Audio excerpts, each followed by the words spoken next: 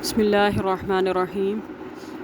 آج کا سبق ہے موٹے حروف کے بارے میں کہ موٹے حروف کتنے ہیں۔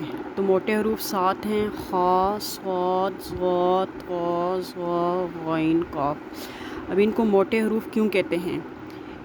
اس لیے کہ یہ حروف ہر حال میں موٹے پڑھے جاتے ہیں اور ان کا نام حروف مستعلیہ ہے۔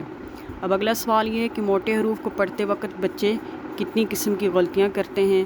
تو اس کا یا پھر یہ ہے کہ موٹے حروف کو پڑھتے ہوئے کتنی غلطیاں ہو جاتی ہیں۔ تو 2 ہو جاتی ہیں، ایک ہون گولپ کرتے ہیں اور باریک ہو جاتے ہیں۔ اگلا سوال یہ ہے کہ نرم حروف کتنے ہیں؟ تو نرم حروف 3 ہیں: ثا، ذال، ظا۔ ان حروف کو نرم حروف کیوں کہتے ہیں؟ اس لیے کہ یہ حروف نرمی سے پڑھے جاتے ہیں۔ سیٹی والے حروف کتنے ہیں؟ 3 ہیں: ذا، سین، صاد۔ حروف حلقی کتنے ہیں؟ 6 ہیں: حمزہ، ہا، عین، ہا، غین، ہا۔ اب ان کو حروف حلقی کیوں کہتے ہیں؟ اس لیے یہ حلق سے ادا ہوتے ہیں۔ اب مشابہ آواز یعنی ایک آواز والے حروف کتنے ہیں؟ وہ 15 ہیں، اور جیسے ثا، سین، صاد آپس میں ملتے ہیں ہا اور ہا، ذال، ذا، غا، ضاد، تا، طا، عین، حمزہ، قاف اور کاف۔